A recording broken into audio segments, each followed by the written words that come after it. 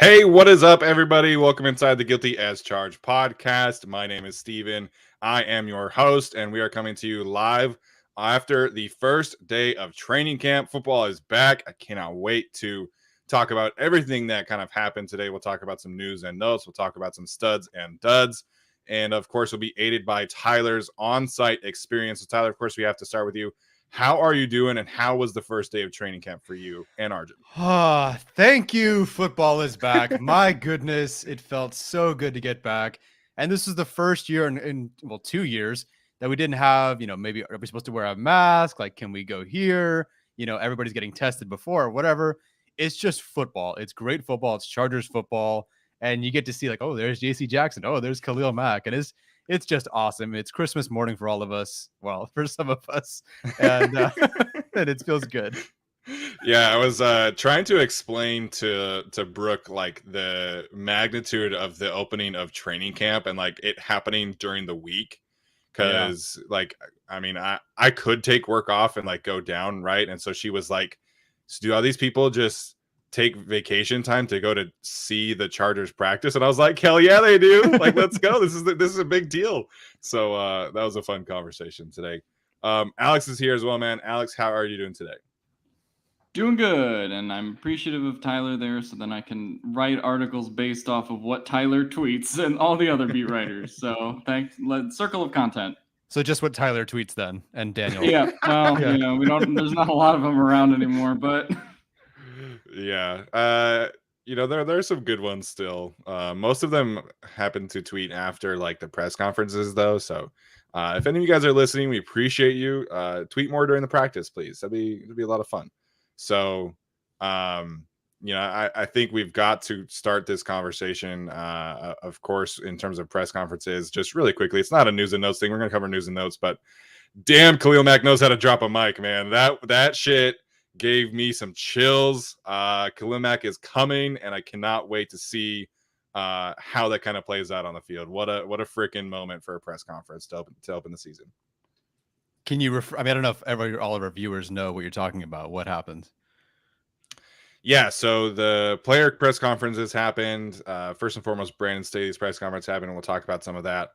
Khalil Mack was asked how hungry he is, how motivated he is, and he said, "I'll show you," and then he walked off.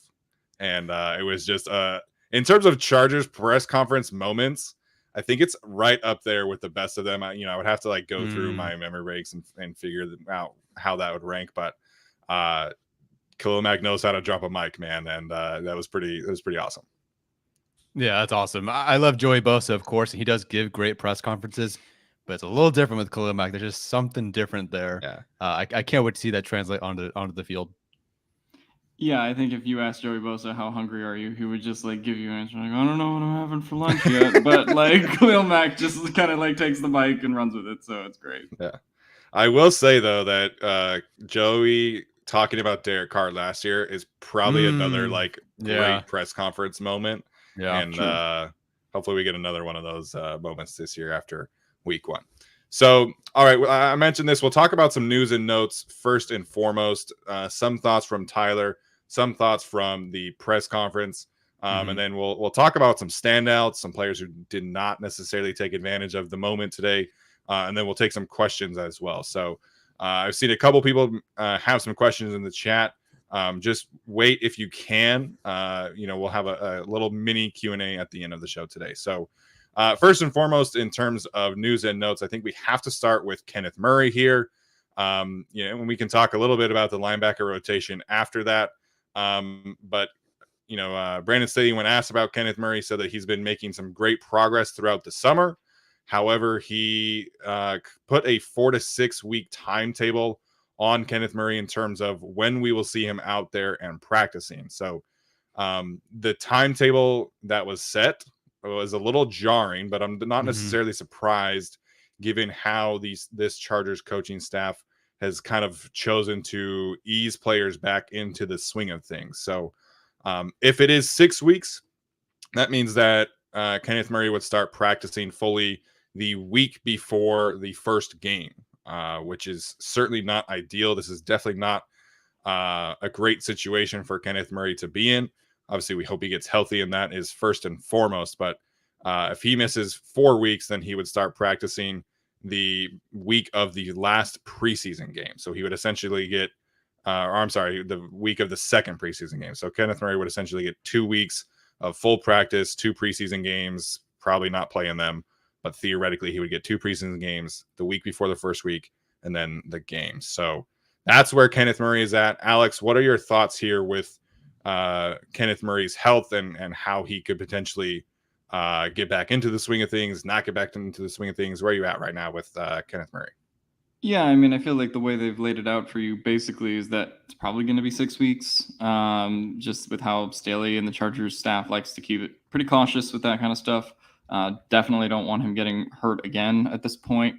Right. It's very suboptimal. I mean, you're talking about a player in Kenneth Murray who obviously struggled last year, struggled to stay healthy, and now going into what is kind of supposed to be what Jerry Tillery's year was last year, right? Like, this is your prove it year prior to picking up the 5th-year option, not picking up the 5th-year option, whatever it might be. It's a real bummer, but I am comforted a little bit more by the fact that they do have Kyle Van Noy back there, right? So I think the fact that you have him and Tranquil starting, if you cannot have Murray for however many games of the regular season or just all of training camp, that is the best case scenario for the Chargers. And I was afraid that they would throw Reader in there a little bit. And they might still do that and tinker during training camp. But I think if Kenneth Murray's out and you don't really have a way to kind of assess his potential and all you've invested in him so far, the best thing to do in the meantime is Kyle Van Noy and out there and let the rest take care of itself. So huge bummer, but we all kind of saw it coming based on the fact that he missed most of minicamp and recently had the surgery around then too.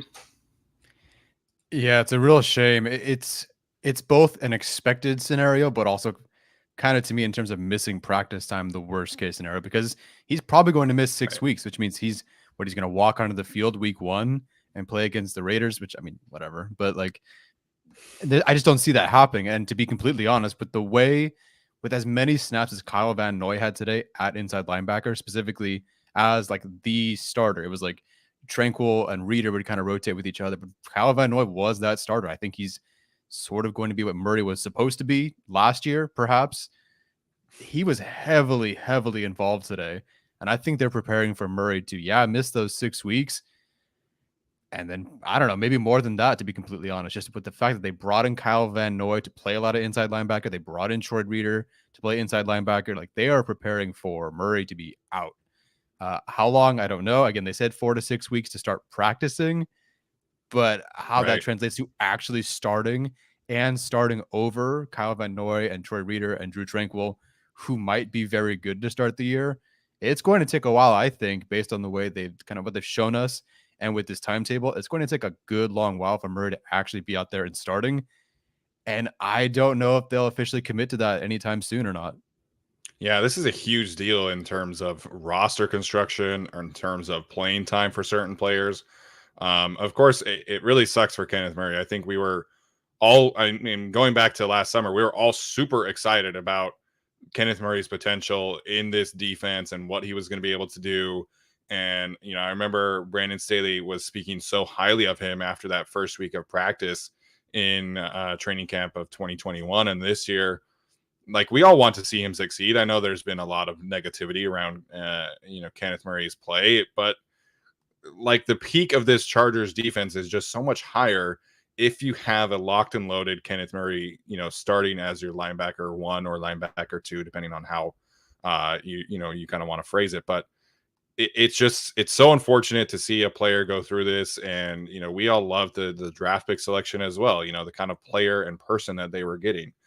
And it's just tough for me to envision a world where Kenneth Murray is playing at his peak, at his absolute best this season with kind of what's going on. And, we'll see if he's able to, play in week 1, but if he's not practicing until the week before the first game, he might play a few snaps here or there, but they would have to ease him into the rotation, get his, game speed back on track before he's fully comfortable starting and playing, 60, 70 snaps on any given game. So this is just, I figured we wouldn't see him for the first couple weeks of training camp, but after mini camp, it kind of sounded like he would maybe be involved in, the first preseason game a little bit and kind of work his way back in and then have basically that full month of lead up into the first game. But for Brandon Staley to suggest today that we might not see him at all in training camp was pretty jarring, man. To be honest, I was just like, okay, like this has changed a lot since minicamp. Mm-hmm. When do they have their bye? Their bye is week 8 this year. That seems like way too long, obviously, for him to get out there. Like, I don't think it's that. But in terms of putting him back in the starting lineup, I wouldn't be surprised if that's where we're headed. Things could change, sure. But so far, A, he's an oft-injured player. And B, like this surgery or this problem has been worse than they expected. Now we have a 6-week timetable where he's not practicing.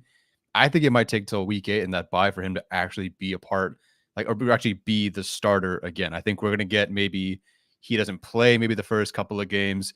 And then I think we'll get something like we did in week 18 last year, where he's kind of like Drew Tranquill, where he just kind of subs in where he can. But you have maybe your 2 starters, that being White and Murray last year. So I think it's going to be a bit. And frankly, if he's missing a couple of games and he's not really the starter until week 8, that's a tough evaluation for a guy that you need to really make a decision on.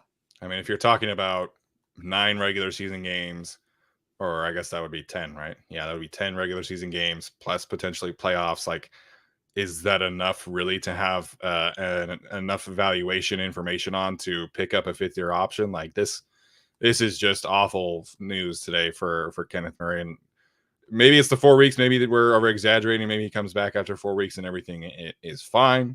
But I'm nervous about this, to say the least. Yeah, and he's officially not going to play in the preseason. Like, I doubt, even if he's cleared in 4 weeks of practice, not playing in the preseason. So this guy's supposed to learn and get involved with this scheme and everything going on, and then immediately start week 1.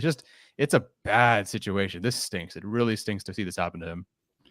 I mean, look, there's a track record of underperforming first-round picks who don't play in the preseason as they enter their 3rd year. There's a pattern here. So, unfortunately for Kenneth Murray, it's not really optional, but we'll see what happens. Yeah. So, in terms of the rotation after him, I guess I was at least slightly surprised that it ended up being Kyle Van Noy. I mean, we all have essentially thought that he was going to be primarily playing at the edge, on the edge, and be kind of that secondary pass rusher. I don't really know how I feel about Kyle Van Noy being linebacker 1 and also rotating at edge from time to time, because for me, I feel like you want him being one of those roles needs to be like his primary role, and then the other role needs to be like a 10 snaps a game kind of role.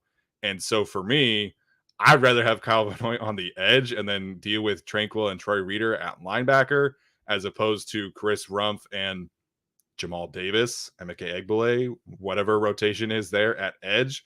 So I guess, Tyler, your thoughts here as it pertains to Kyle Van Noy being like linebacker 1 at this point. Again, it's the first day of training camp. Yeah. But I think it is important. Like, Kenneth Murray's not going to be on the field for 4 weeks.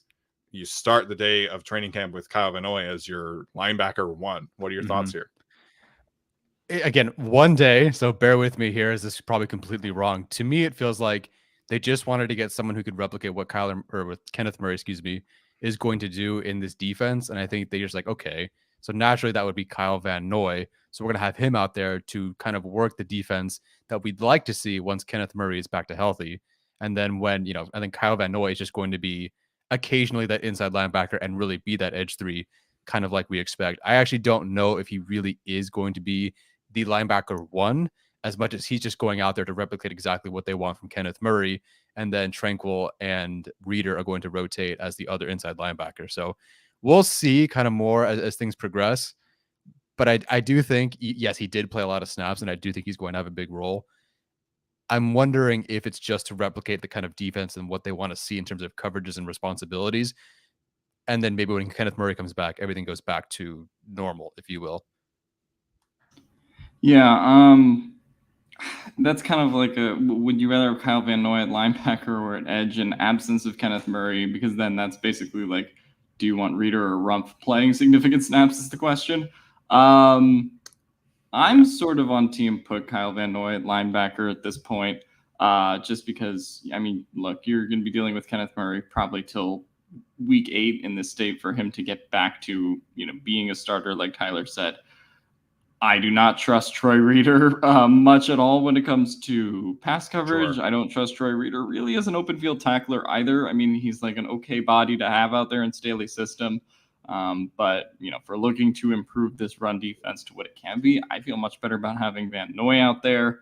And then you have Mack and Bosa on the edge.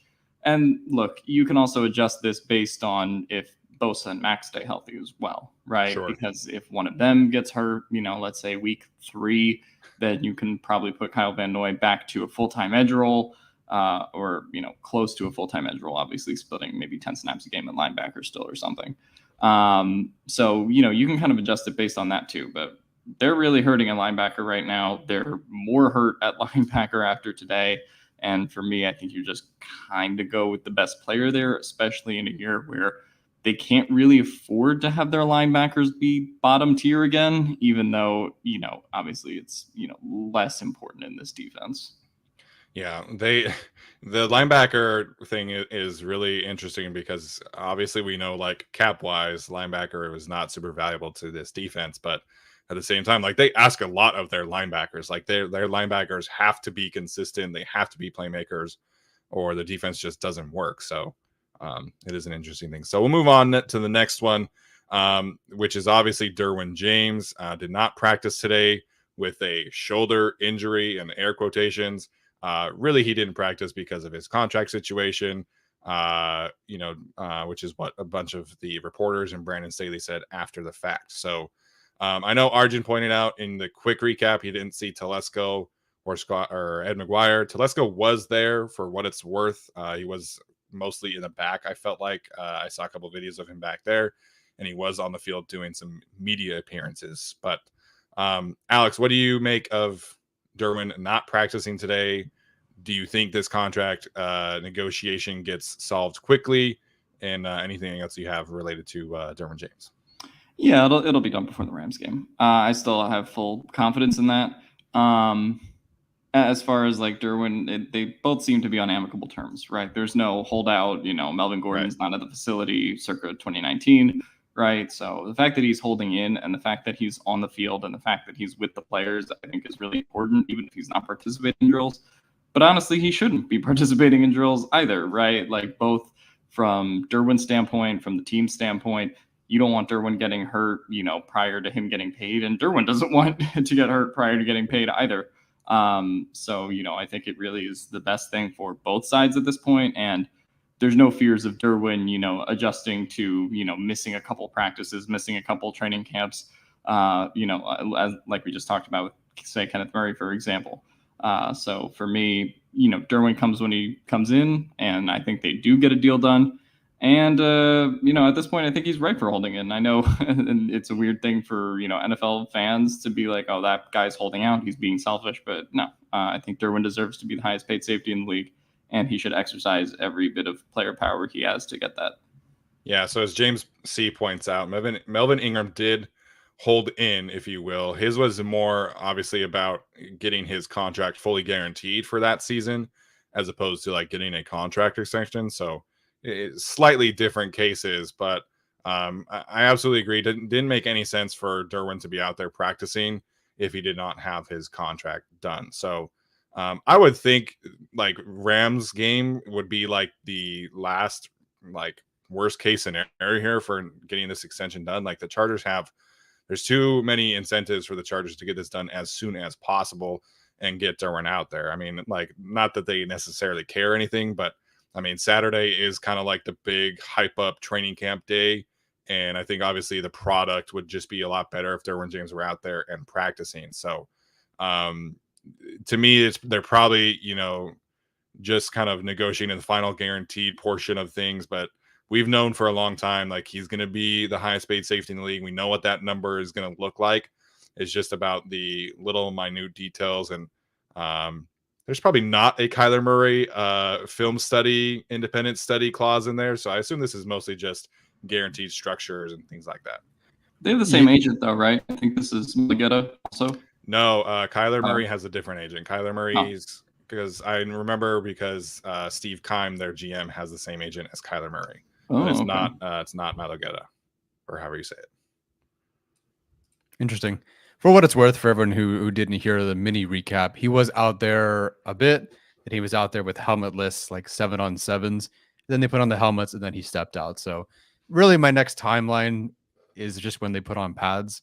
Like I think that just getting that contract done before they put on pads on Monday. So that'd be next week. Yeah. That'd be next week. So I would love for that to get done. Now, why would a week make a difference in negotiations? I don't know. I don't know when they started.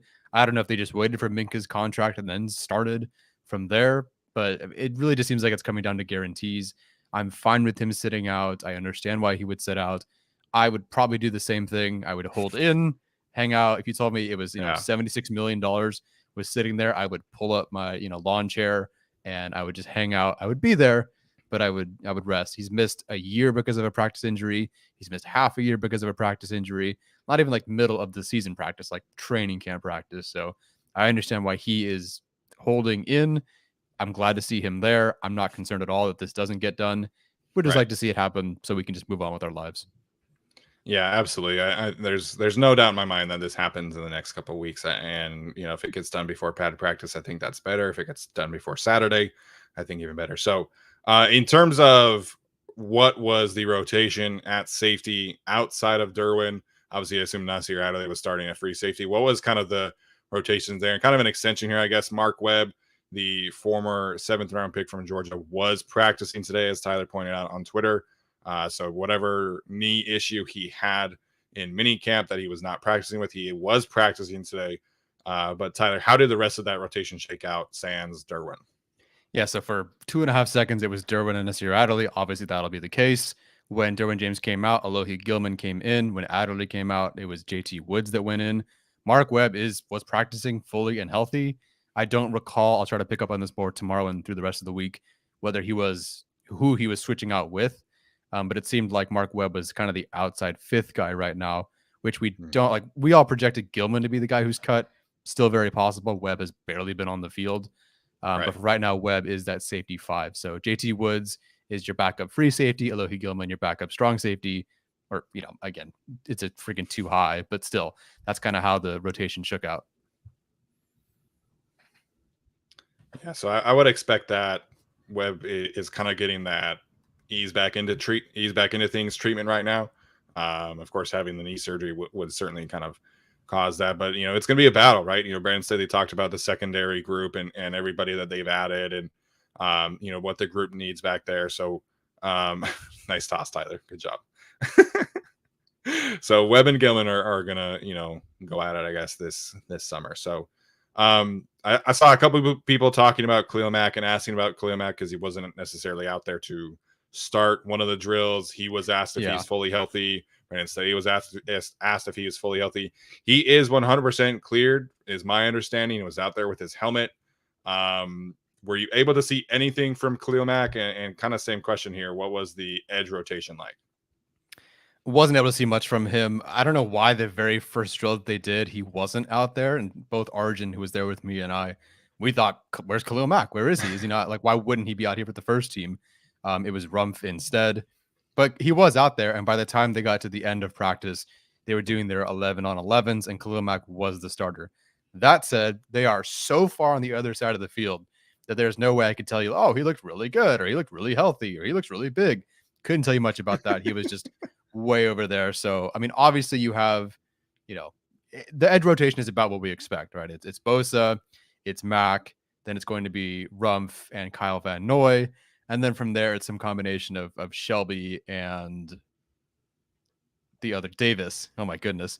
Then Egbule is there, but whatever. Yeah, so. I was gonna say you're forgetting the guy. So I was like, I'm gonna wait till he mentions it, but yeah. So Arjun has it right. Like Rumpf is definitely, in terms of just pure edge rushers, like the edge 3, I suppose, behind Bosa. But then Kyle Van Noy is kind of, I guess, you're really your edge 3, but he's kind of a hybrid at this point. So yeah, it's about what we expect. Like it's going to be the same group of guys that make the roster, the same group of guys that are the same part of the rotation. No surprises here. Yeah, I'm curious to see how Chris Rumph is able to progress this year. So he does look a little bit bigger. I know Joey Bosa mentioned at minicamp he's not string bean anymore. So obviously the Chargers need him to take a leap forward. Obviously curious to see how big of a leap he's able to make. So we'll talk now about some studs and duds, if you will, players that stood out today, players that did not stand out today. Tyler, I've seen a couple people hinting this in the chat. Do we want to start with the running backs today? Yes, have to. So big surprise. Last year's training camp, we have Austin Eckler, Justin Jackson, Joshua Kelly, and then Larry Rountree and Darius Bradwell were fighting for a spot with maybe there's another running back. I don't know. But it was kind of like a nice even, rotation. You just saw, Eckler and Jackson kind of go with the first team and then so on and so forth from there. This year, it's completely different. Like it wasn't until maybe the last part of the drive that Rountree even got involved. And I'm not like, if you told me that Marks and Letty Brown were not there, I'd believe you. And you could almost tell me that Larry Rountree wasn't there, and I believe you. And frankly, if Larry Rountree wasn't there, he'd probably have a better practice. It is right now truly a 3 RB and fullback, obviously, kind of rotation. Eckler's with the 1s, Kelly's with the 2s, which I think is temporary and expected. Spiller's with the 3s. But then that was it. Like they would go 11 on 11 with Eckler, then they go with Kelly, then they go with Spiller, and then the drills would just end. There wasn't even much time for Rountree to even be on the field. And I don't recall even seeing the 2 undrafted free agents. Then Larry Rountree goes out and fumbles. And someone asked, I tweeted, like, Larry Rountree just fumbled. And someone said, well, like, they're not in pads. Like, why are they hitting each other? I'm like, no, they're not in pads. He literally just fumbled. Alex is dying over here. which does not endear yourself to the coaching staff. So it's definitely fumbling on the first day without pads, man. That's a rough one. I couldn't tell you what happened. I just know that he did fumble and someone picked it up. But it really looks like the Chargers are going to go with 1 fullback and 3 running backs if practice is any indication. And especially now that special teams isn't dominating practice, I don't know where someone like Larry Rountree or especially the 2 undrafted free agents fit in. Maybe they carry 4, but so far it looks like 3 running backs and a fullback. And right now, just talking about fullbacks, Neighbors is the starter so far, which is expected again. Yeah, I mean, go ahead, Alex. Sorry. I was just going to say, I would love to see a B3 running backs. I hope that holds throughout the duration of training camp and the preseason as well. As far as Larry Rountree, I saw Tyler's tweet and I had the same reaction. I'm like, how did he fumble? I was like, they're not hitting each other. He just lost it. I think the big thing going into this was going to be Eckler's 1, Spiller was going to be 3, I think, regardless, and then they were going to have Kelly or Rountree be the second back that eventually gets surpassed. But I think the fact that it's Kelly by a significant distance is pretty important to mention. I mean, Steven kind of talked about this when we did our training camp battle episode on Sunday. If you were to just purely pick the 3 best running backs, it would probably be Eckler, Spiller, and Kelly, right? But I was sort of viewing it through like, oh, well, this, Rountree is more likely to be like a complimentary back. Right. Not sure you can call him a complimentary back after today. But yeah, I think that you have those 3 guys. And if you were to just pick specifically the 3 best running backs on the team, it would be them. So I'm not terribly surprised that they went that direction. The upside of Kelly still, outweighs the upside of Rountree by quite a lot in terms of what he could do as an athlete and what we've seen from him in terms of his highs in the NFL to this point, aside from his fumbling problem that he's had to get over in his career. So I guess I'm not super surprised, but it definitely is a step back for Larry Rountree. And now he's probably fighting with Marks and Brown to be either the 4th running back or make the practice squad in the event that they keep 3. So I will wait to do my victory lap. It's coming at some point, but I'll wait. Yeah, I mean, it's not great, like I said, to start training camp with a fumble and start out of the rotation like that. I am a little surprised, frankly, that was the case. I mean, a lot of people were like, oh, like, why is Kelly Joshua Kelly getting reps over Isaiah Spiller, like why that's a little confusing. This is just like how this team does business. Like they want their rookies to earn their stripes, right? Like there's no reason that, a JT Woods is not playing over Alohi Gilman. There's no reason that Xander Horvath is not playing over Gabe Neighbors, or like Asante Samuel Jr. being a backup to Brandon Faison last year. So this is just like they want to see the rookies earn their stripes a little bit. I obviously expect Isaiah to start earning those RB2 snaps at some point, but he's going to have to earn it. Like I said, I am surprised definitely that Kelly was that much more ahead of Larry Rountree. I figured coming in that you'd see a lot of Austin Eckler, and then essentially you'd see like a 3-man split with Spiller, Rountree, and Kelly. So to see Kelly that much ahead of Rountree's in terms of on the field talent is not surprising, but in terms of like what we expected heading into today is definitely surprising. Yeah, I love that. Almost the entire offseason going, well, Kelly didn't, he was the guy who was on the team still. Rountree was, but Rountree was inactive, didn't play since week 11. Totally pushing for Kelly, saying that he'd be the RB3. Then we finally do an episode where I do training camp battles, and I decided to put Rountree as the RB3. And then, of course, that changes instantly. Right. So I just, I don't know what Rountree can do at this point. Like, if he's back there, he's just Letty Brown, but drafted in the 6th round. And Kelly, like, he offers more. It's obviously very worrisome about the fumbling. But if you're Larry Rountree and you're fumbling in practice, that's a problem. Now, for what it's worth, I am 99% positive that Larry Rountree fumbled in practice. I'm pretty sure that was him. With that said, he's on the far side of the field. I didn't see anybody else comment on the fact that Larry Rountree fumbled. I also didn't see anyone else comment on the fact that a punter shanked a ball 30 yards in the opposite direction. But whatever. So I'm 99% positive it is Larry Rountree. But I haven't seen anybody else confirm that yet either. So perhaps I'm wrong. If it wasn't Larry Rountree, I appreciate your efforts for the agenda. Yeah. Yeah. In terms of the punter, there have been a couple people that have said that there were 2 punters out there. We have not really been able to confirm who the second punter was. Again, after minicamp, I heard that Ben Griffiths, the former USC Trojan, was pretty impressive. And Daniel Popper also reported that he was potentially going to get a training camp invite as well. Again, have not heard. Alex pointed out in our group chat before that it could be, what's his name, the undrafted free agent? James McCourt.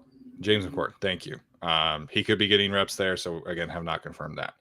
All right. In terms of the opposite side of the spectrum, of course, have to give a shout out today to Joe Gaziano. Getting a pick 6 in the first day of training camp as a defensive lineman is pretty damn cool.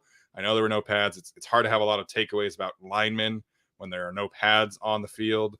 But Joe Gaziano deserves some love, man. I have been watching the Chargers defensive line. I keep saying this.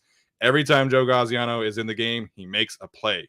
And I don't think he's going to make this roster, but I just wish I could find a spot for him, right? Like if I were watching him on practice every single day and watching him in these games, he is always flashing. And maybe this is the year that he earns a spot. I don't know, but getting a pick 6 as a defensive lineman on the first day of training camp had to be pretty cool for him. Yeah, Gaziano, I mean, we saw this in the preseason last year with him and Broughton, just kind of were coming like every play, and they were the 2 most consistent defensive linemen.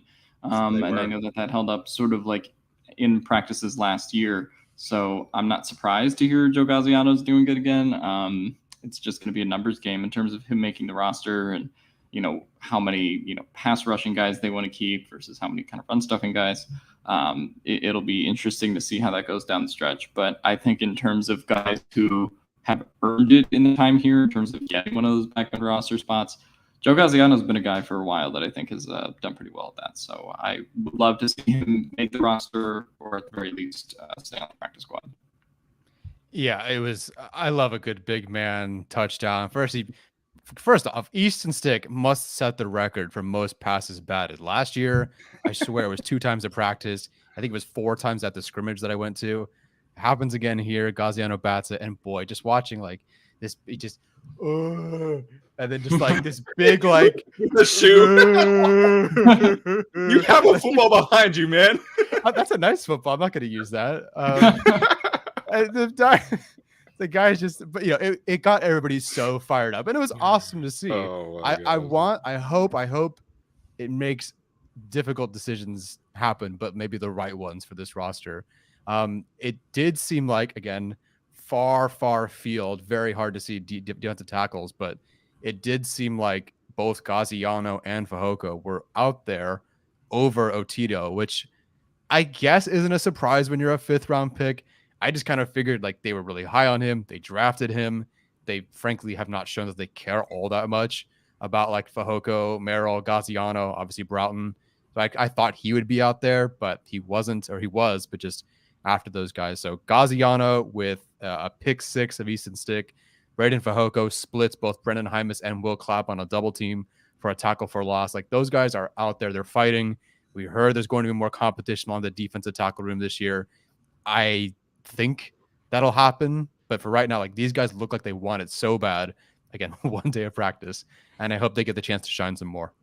Yeah, I mean, this is just another reason why you don't keep 4 running backs again, right? You free up that roster spot for somebody like Joe Gaziano or Braden Fehoko to kind of come in and make an impact. So Karen asking about the field situation. They have to keep the front field fresh. Like you can't just use the one front field the whole time, or else the grass just like really tears up and becomes unusable at some point. So they go back and forth probably tomorrow. I'm guessing they'll be on the front field, and then maybe on Friday they'll be back on the second field, and then Saturday they'll be on the front field. So they've got to keep both sides of the field fresh because they do use both. Otherwise, you just kind of tear up the grass. So the other shout out that, again, I wasn't there, right, but just based off of people's reactions, Dean Leonard, 2 pass breakups today, according to Arjun and some others. That was confirmed. Chargers Social posted a couple of videos of him as well. Again, need to see a lot more of this. John Brandon last year had a lot of pass breakups, a few interceptions in training camp, and wasn't even kept on the practice squad. So need to see this continue. But if Dean Leonard is out there getting 2 pass breakups essentially every time he's on the practice field, which is kind of seems like it's been the case, then he's going to be mighty hard to cut. And I think, we talked about this on Sunday, that just raw potential is real. Like I did not see this kind of ball production player on tape, and then you come into mini camp and training camp and he's getting pass breakups every single day. So Dean Leonard has been the best surprise so far throughout training camp and mini camp. Again, it's only been like 6 practices for him because of rookie camp and mini camp, but so far so good for Dean Leonard. Yeah, just a very good so far boundary corner who doesn't particularly panic when the ball's in the air and needs to make some sort of play. Does it always work? Not necessarily. I think Josh Palmer was able to moss him somehow, but like still in very good position. The one against Guyton today, like watching the replay, if you pause it enough times, it's like, well, okay. Did he turn his head around? Like, well, okay. Would Jalen Guyton normally be having to stop to try to go up, for one? Like, would it have been pass interference potentially? But still, like he's out there making plays. Like this, if there was any way he would be good on this team and show out, it really to me was the ball skills. Like this is the boundary ball skills, like downfield. Like this is the one thing that they kind of missed last year, and B, this is the thing that I thought he was best at. That said, I do want to see him cover a slant. I want to see him make a stop in the run game. I want to see him do more than just work downfield versus vertical, receivers or whatever. But it's a really, really good start for him. Like if you're talking about, standouts so far, combining, the mini camp and this, he's kind of off to like a Mark Webb start, which is like you put him on the field, also a 7th round pick, and he just has good ball skills. He just, for whatever reason, continues to break up passes, and kudos to him. Like he is definitely making it impossible to get rid of him. They still might, because they have to work out things a certain way. Maybe they need a 5th linebacker because, Murray's not quite ready or something, but he's looking great so far, and kudos to him, honestly. Arjun always peddling the anti-Joe Burrow stuff. I love it. I love the commitment, man. Was that so he had Easton Stick did not have a good day, it sounds like. It's just more like, okay, so you kind of watch Justin Herbert, and with his eyes closed and one pinky, he throws it 85 yards downfield. And it's just different. Like Easton Stick is just not, and Chase Daniel as well. They're not the same guys as Justin Herbert. Sure. Did I think it was as bad as Arjun is saying? No, but he was fine. Like it's just it's just different. One of these players is Justin Herbert, the other one is Easton Stick, and there's a very clear difference between the two. Yeah, I love how Robert Mays after the practice posted a picture of Justin at the podium, and he was like, "This is a tall quarterback." Good analysis. Yeah. On one hand, like, yeah, it is Justin Herbert and the other one's Easton Stick, but it's also like we've seen a pretty large enough sample size from Easton Stick in the preseason to kind of know that's who he is. I mean, especially just like not being on time with certain throws and just being pretty late. So I'm not terribly surprised that this is where Easton Stick is. I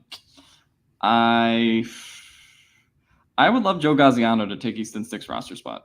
I think that should happen. I think that they should just keep 2 QBs. Keep 7 defensive tackles. I'm good with it. Keep 7 defensive tackles. Keep another corner if you want to. If you want to keep Tavon Campbell and Dean Leonard, just get rid of Easton Stick already. This experiment has failed. We've been through it enough years. There's no Taysom Hill ability. He throws like Taysom Hill. That's about the only thing that he has. So I'm just done with this experiment at this point. Yeah. What's the point? Like, yeah, okay, they want him to be the backup of the future, I guess. But like, backup of the future. Like, I mean, yeah, sure. Like, they do need someone post Chase Daniel. Don't get me wrong, but like, you can draft that somebody next year in this yeah, exactly. Yeah, I would love for them to just start it. Like, there's so many more valuable players. We literally saw this last year. The reason they should have, again, running back, linebacker, quarterback, whatever. It's such an easy cut situation, in my opinion. There's no longer this, this COVID restriction, NFL season. So I understand last year, sure. Like, I could make that argument. You need an extra quarterback just in case something happens. But honestly, like, if it comes down to, if Herbert gets hurt and Daniel gets hurt, you could probably just sign another quarterback that's out. Like, I'd rather get Phillip Rivers off the street right now. And I bet you he at least wouldn't have his passes batted down as much. I'd get Billy Volek off the street right now over not Chase Daniel, Easton Stick. There you go. Just like, I don't. Yeah. Ty Long got Tavon Campbell absolutely destroyed, and I would still have Ty Long as the quarterback over Easton Stick. That's mean. I wouldn't do that. No, I would. Hey, man, I actually found out the other day that Billy Volek grew up like 10 minutes away from where I live right now. And I had no idea that he was a Central Valley kid until a couple weeks ago. If you're gonna keep 3 QBs, let Pat White be the 3rd QB. There we go. We didn't even talk about this, man. The Chargers hired Pat White, like one of the coolest players of my childhood, to be. If you actually want to have a dual threat Taysom Hill like option, then let Pat White could do that better than Easton Stick too. Shout out Pat White, man. I hope I don't think he'll have a ton of influence, right? But Justin Herbert running some of that Rich Rod option offense, man, sign me up. That'll be a lot of fun. All right, Tyler, speaking of quarterbacks, we'll transition here. Thoughts on Justin Herbert's first day of training camp? He's Justin Herbert, it looked good. On the flip side of that, by the way, I didn't see many drop passes. I think there was maybe 1 in drills. Otherwise, I thought it looked pretty good. Like, I think it was pretty clean overall. So that's really good. Listen, he's mostly throwing versus air. He looks like Justin Herbert. He looked fine to me. I will say, like, the connection to Everett so far, again, 1 freaking day, was not as strong as someone like Jared Cook, who it felt like he was catching a pass every 4 reps.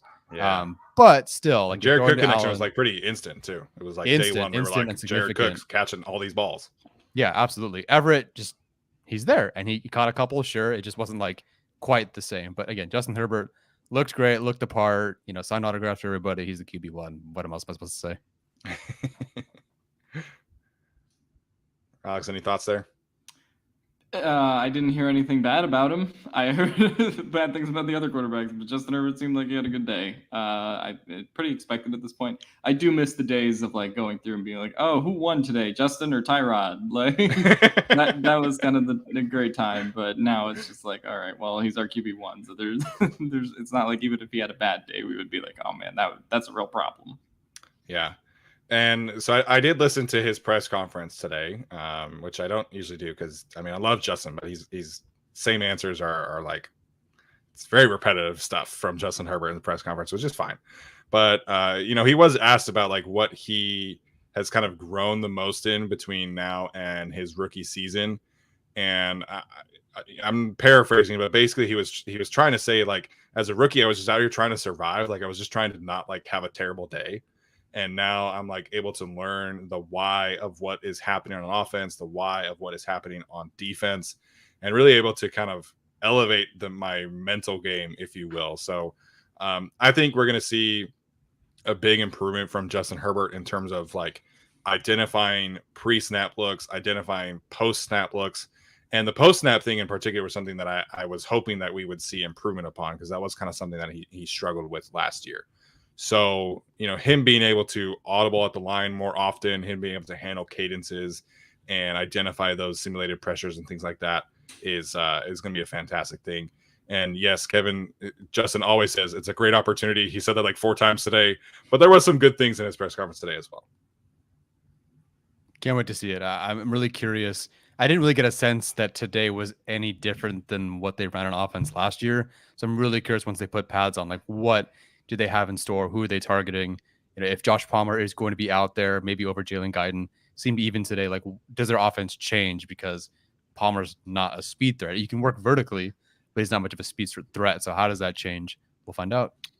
Yeah, I guess it just feels like right now, as long as Justin Herbert's like kind of studying the film and he's, going through camp and everything, it just feels like everything that he needs to actually improve on to get better to the next level will be done in the regular season, right? In terms of whether he can audible up the line and do all that stuff or not. So. Oh yeah, we're not seeing Justin Herbert play any preseason games. That's not happening. All right, so if you have any questions in the chat, now is the time to ask them. We'll get some going. And then I want to ask Tyler, anybody else that you wanted to give some shine to today that stood out, caught your attention? I feel like we've covered most everyone at this point. And again, one day, no pads. I will say it looked like Josh Palmer was very active out there, catching a couple of passes. It looked like there's a nice interchangeability. I will say that, like, Palmer has currently a bigger grasp on like the wide receiver 3 job than someone like Tyron Johnson did last year fighting with Jalen Guyton. Whereas like Jalen Guyton was the wide receiver 3 last year, and then sometimes Johnson would rotate in. Palmer, at worst between the two, it's 60-40, 50-50. So I really think Palmer is pushing Guyton more than Johnson did at this point last year. So I think good for Palmer so far. Yeah, I'm super excited about Palmer, man. I think he's going to be the talk of the show throughout the rest of the training camp. Like Brett just said, I was about to say the same thing. He's just so crisp in everything that he does. There's no wasted movement. There's no wasted energy. So I'm excited to see what Josh Palmer can put out through the rest of training camp. One more guy, obviously, J.C. Jackson. You kind of just want to see these things in person, have that box checked for yourself. And he was covering Mike Williams on like a curl or comeback or whatever. Just perfect pass break with Justin Herbert throwing. It looks different. Like, this looks like corner play, man. Like, this looked really good. And that's not an easy coverage. Mike Williams, granted, not the best route runner. Curl comeback is not like his best thing, but he's a big dude and he's very good at shielding himself. J.C. Jackson, not the biggest guy. Great pass breakup. I'm thrilled. Like, watching him, it's like, oh, okay, we got something different here. Yeah, I imagine there's a very similar feeling to like watching, Khalil Mack versus what was happening last year as opposite of Joey Bosa and things like that. So a couple of people asking about the tight ends. Decimo asking about Donald Parham specifically. Chorizo Compapas, any thoughts on the tight end group? So did you see, obviously you mentioned about Gerald Everett already. Anything from the other guys kind of stood out to you today, if at all? Nah, not really. Same order that we expect, the 1, 2, 3. Camp Moyer was involved, I think, as like the tight end 4, I guess, if you want to start talking about that. Again, Stone Smart is hurt, and I would expect Camp Moyer to be the tight end 4, if you will. He did catch a pass, if I'm not mistaken. He was lined up at H-back a little bit. So there's some play there for sure. If you want to lump him into this, Xander Horvath was lined up out wide a couple of times. So there is kind of something there. But then Neighbors was doing that last year too. It's just something that they like to. So it's something that they like to do with their fullbacks, and no separation between the two guys at this point. So it's kind of about what we'd expect. And frankly, it's going to be Everett as the main pass catcher. Parham will look good, and I'm sure he'll catch, a handful of red zone touchdown passes throughout training camp. But no surprises here other than maybe Camp Moyer being tight end 4, which is not really a surprise anyway. Yeah, I saw a couple people talking about Stone Smart playing defense. There are 2 number 48s on the Chargers. Skylar Thomas, right, is the safety, the undrafted free agent one. So Stone Smart was on a scooter still yesterday, so I don't think he's practicing anytime soon. Mm-hmm. I actually want to address this from Hugo here. Not the Tillery being cut part, but just talking about the group. So can you realistically see Tillery getting cut? I think it's better to keep a so and so on with this question. So Arjun picked this up, not me, so I have to shout him out. In base 3-4, which I don't understand why, I'm just relaying the information. It was Tillery, Sebastian Joseph Day at nose, and then Morgan Fox. Those are your starters in your base 3-4. Now, why would you do that? I don't know. I mean, okay, Morgan Fox being there, I guess I'm not really surprised. Sure. It's just the absence of a certain Austin Johnson. Then when they went to their nickel package, then Austin Johnson came in. Morgan Fox and Jerry Tillery went out. What's my long-winded way of saying that Tillery is in base defense as the starter right now? And it seems like that's kind of their plan to go more pass rush heavy in base 3-4. Again, one day, no pads. But he's involved currently, so I don't see him as a cut candidate. And frankly, after how he lined up today, I don't see that even happening. Yeah, I don't see Jerry Tillery getting cut. Like there's just no point in doing that. And I know everybody is really frustrated with what we've seen from Jerry Tillery so far, but I just can't see Tom Telesco signing off on letting Tillery get cut. So in terms of the rotation so far, again, it's just the one day. Typically when you're in like your base defense, you're talking about like a typical run situation, or at least like there's a strong threat of the other team running. So if that were the front week 1 starting base defense, I would be completely shocked, because Jerry Tillery and Morgan Fox ain't stopping nobody against the run. I can tell you that. I think Morgan Fox is better against the run than Jerry Tillery is, but you paid Austin Johnson $7 million a year. He is going to be a starter in terms of base packages. I think this was just them kind of mixing and matching things. Yeah, if you have Fox and Tillery on the same field against the run week 1, that is going to be a problem. I don't think that's going to end up happening. I do think they eventually, bring Austin Johnson more to the centerfold, like we've been talking about. But I guess if you want to just put some extra pass rushers out there, then it's not a horrible idea on third down if it's an obvious pass. Sure. But no, that's a definite concern for me if that's what the base 3-4 is week 1. Don't think that's what it's going to end up being, but yeah, I think also just based on how you paid Austin Johnson too, right? I mean, you're paying him $7 million a year. To me, he has to be a starter. Yeah, as Kevin points out, don't see how it makes sense to have Austin Johnson in there and nickel. You're running a lighter box, so you want to be stouter up front. So again, I think Austin Johnson is going to be a starter for this team.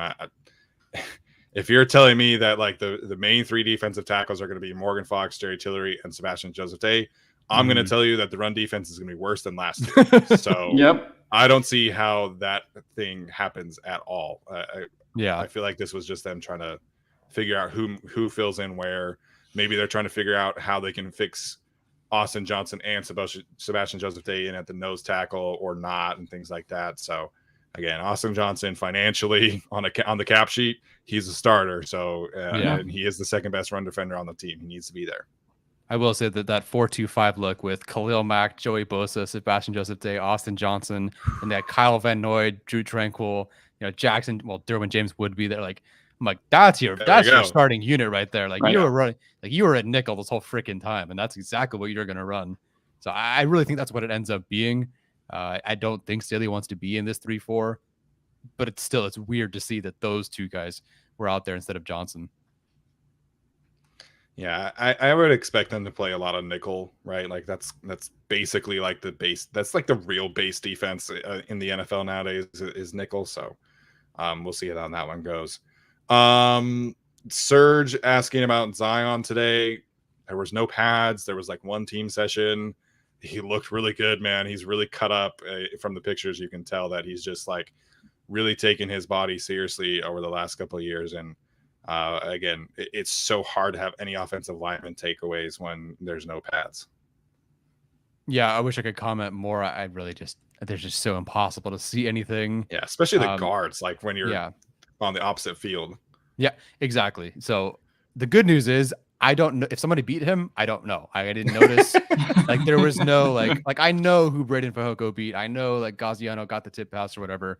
If Zion got beat, I never saw it. Like it's so I think he did well. We're waiting for pads.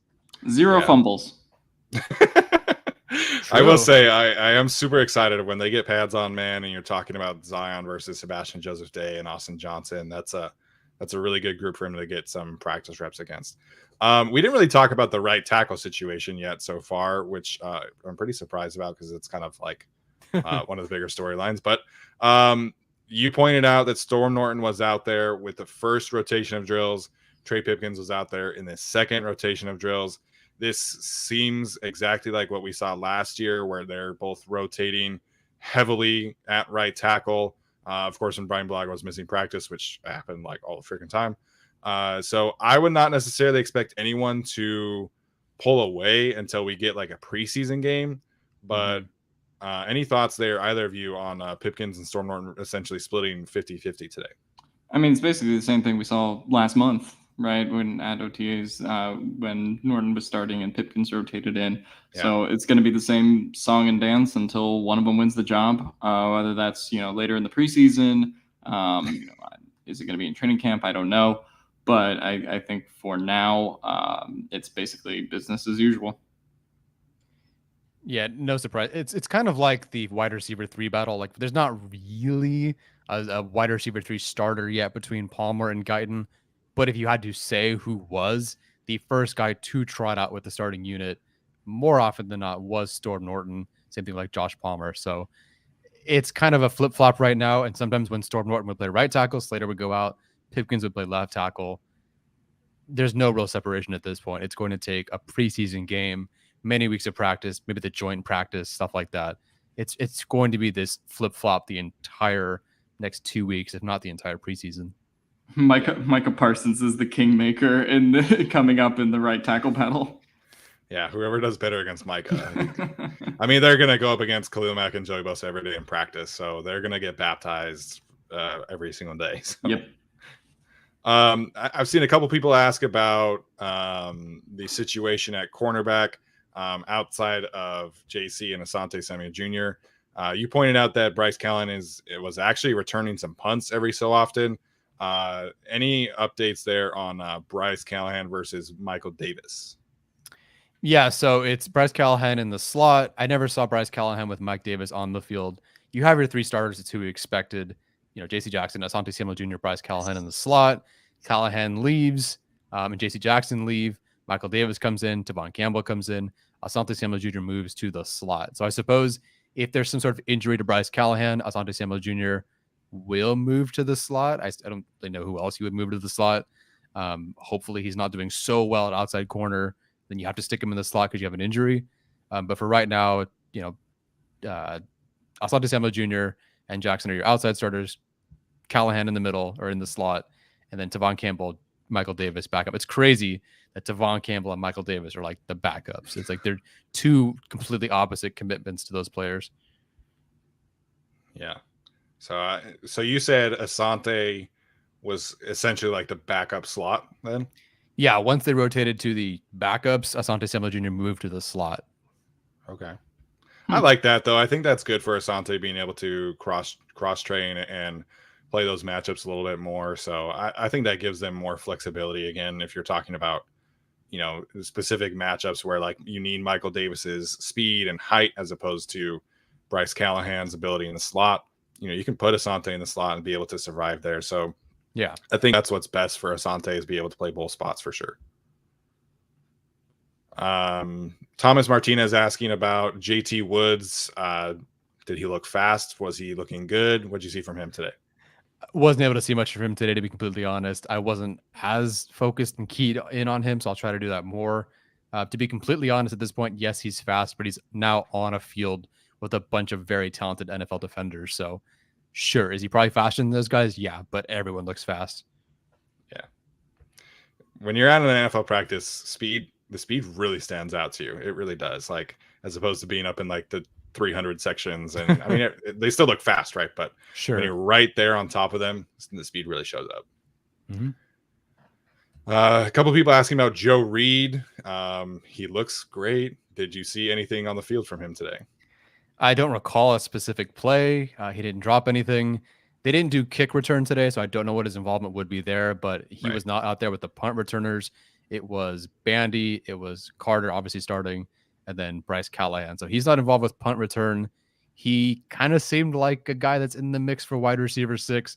Again, everybody else that's not the starting 5 is in the mix for wide receiver 6, but like nothing that really stood out so far.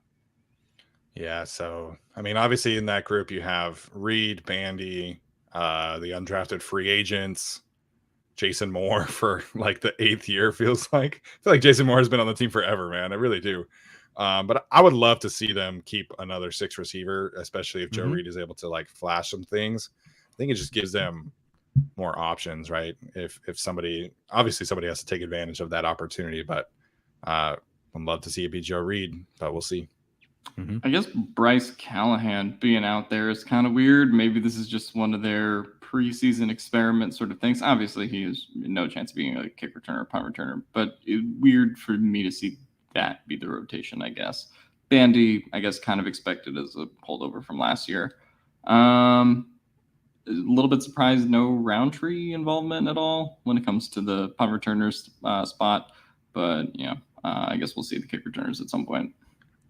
Yeah, I don't think Rountree was involved last year either. No, Rountree was just kickoffs. Oh.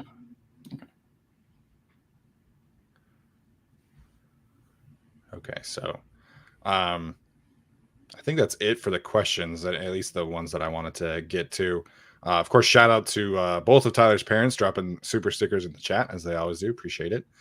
The last thing that I want to talk about today, or at least mention, was something that Brandon Staley talked about in his press conference, because he's been dubbed like this analytics guy, right? Like everybody loves analytics and Brandon Staley. And I saw even in the video that they posted of him signing autographs, like one of the fans was like, "What about the analytics? What about the analytics?"